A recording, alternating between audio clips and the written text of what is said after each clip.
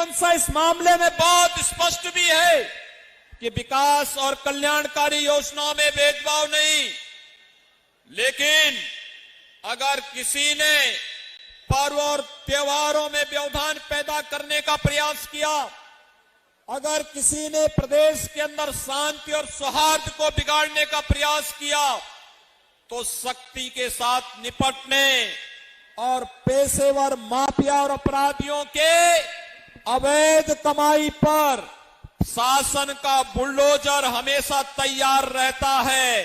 जो भी शासकीय संपत्ति पर, गरीबों की संपत्ति पर कब्जा करने का दुस्साहस करेगा तो फिर उसको इसकी भरपाई भी करनी पड़ेगी। और भाइयों बहनों, यही कहने के लिए आज हम सब आए हैं। मैं धन्यवाद दूंगा रामपुर जनपद के नागरिकों को। उन्होंने पिछली बार भारतीय जनता पार्टी को 2 विधानसभा सीटें जितवा करके भेजी थी और दोनों विधायकों ने विकास की प्रक्रिया के साथ पूरे रामपुर को जोड़ने के साथ साथ यहां पर बिना भेदभाव के योजनाओं का लाभ हर एक तबके को देने का भरपूर प्रयास किया। भाइयों बहनों, कोरोना कालखंड के दौरान कितना बड़ा कार्य हुआ।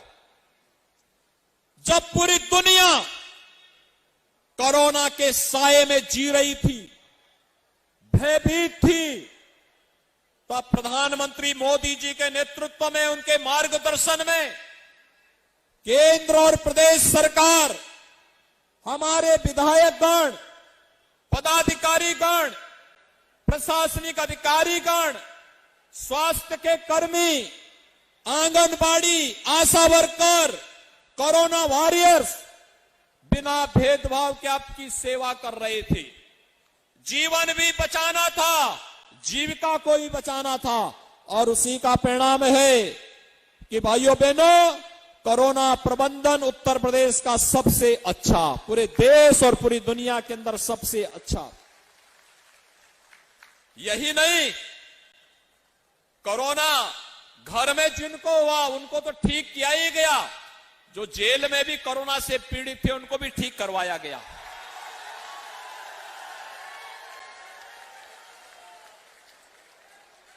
कोरोना में हर एक व्यक्ति को सेवा देने का कार्य किया गया, क्योंकि इस महामारी के खिलाफ देश की लड़ाई को आगे बढ़ाना था। और भाइयों बहनों, कोरोना में उपचार फ्री, टेस्ट फ्री,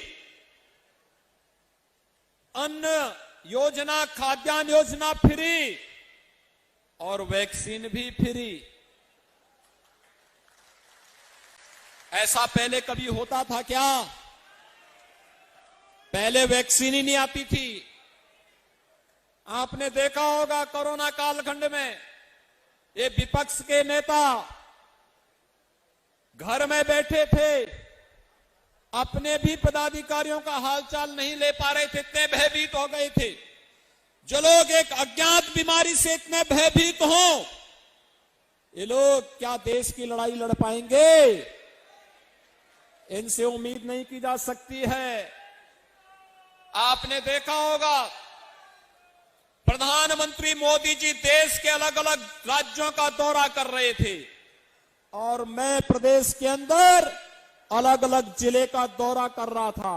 हमारे विधायक अपनी विधानसभा में दौरा कर रहे थे, पदाधिकारी जनता की सेवा में लगे थे, हर प्रशासनिक अधिकारी अपने उत्तरदायित्वों का पालन कर रहा था। ये होती है आपदा के समय जनता के साथ खड़े होकर के प्रदेश सरकार और प्रशासनिक मशीनरी और भारतीय जनता पार्टी के जनप्रतिनिधि और पदाधिकारियों ने साबित किया था कि विपत्ति के समय जो सहयोगी बनेगा वही आपका सही देशी है। हम हर प्रकार से आपके साथ में हैं, यह एक संकल्प लेकर के उस समय हम लोग आए थे। आज परिणाम है, कोरोना दीपावली के पहले गायब हो गया। भाइयों बहनों, हमें अभी एक लंबी यात्रा तय करनी है विकास की, और विकास की इस यात्रा के साथ आपको जोड़ने के लिए आज हम सब आपके बीच आए हैं। आप सबसे मेरी यही अपील है, जो लोग जाति के नाम पर अन्य किसी बात के आधार पर बांटने का प्रयास कर रहे हैं, हम उनसे सावधान हो जाएं। ये विभाजनकारी ताकतें पहले देश का विभाजन करवाती थी, फिर समाज को विभाजित करवाती थी, विकास के पैसे को अपने परिवार के विकास में लगा देती थी। आज जब देश का पैसा देश के विकास के लिए, गरीब के कल्याण के लिए, महिला के उत्थान के लिए, नौजवान के रोजगार के लिए लग रहा है, इन्हें अच्छा नहीं लग रहा है। ये लोग गुमराह करने वाले वक्तव्य दे करके कहीं पर किसानों को, कहीं पर अन्य लोगों को भड़काने का कार्य कर रहे हैं। हम सचेत होकर के कार्य करें। मैं आप सबको इस बात के लिए आश्वस्त करने के लिए आया हूं, जैसे 3000 करोड़ रुपए की परियोजनाएं अभी तक यहां की या तो पूर्ण हुई हैं या प्रगति पर हैं। आने वाले समय में विकास की एक लंबी दूरी तय करने के लिए, हर चेहरे पर खुशहाली लाने के लिए, हर नागरिक को सुरक्षा प्रदान करने के लिए हमें एक बार फिर से प्राण प्रण से जुटना होगा। इस विश्वास के साथ आज के इस कार्यक्रम के अवसर पर मैं एक बार फिर से रामपुर वासियों का धैर्य के साथ अन्याय और अत्याचार के खिलाफ लड़ाई लड़ने के लिए हृदय से अभिनंदन करता हूं। पर्व और त्योहारों की हृदय से मैं आपको बधाई देता हूं।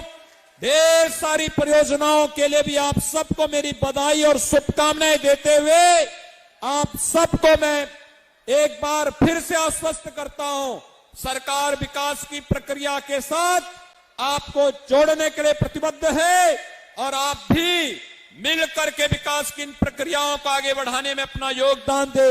यही कहते हुए मैं अपनी वाणी को यहीं पर देता हूं विराम। जय जय श्री राम। देश दुनिया की ताजा तरीन खबरों से रूबरू होने के लिए सब्सक्राइब कीजिए आपका अपना चैनल NDTV भारत।